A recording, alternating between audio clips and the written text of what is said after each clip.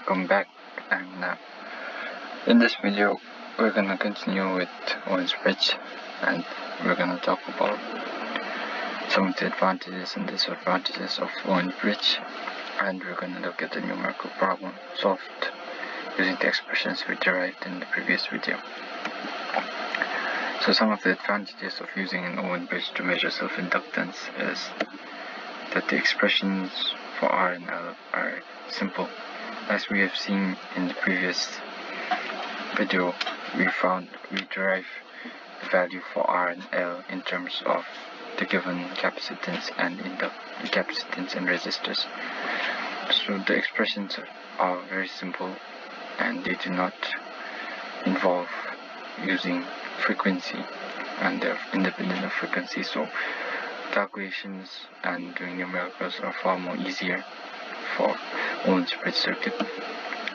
And disadvantages of an Owens Bridge is that we've seen that we make use of a variable resistor and variable capacitor. A variable resistor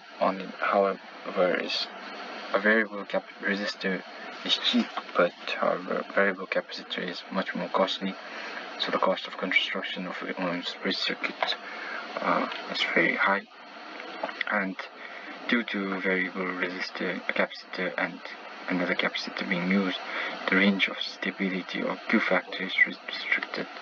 So Q factor is the point of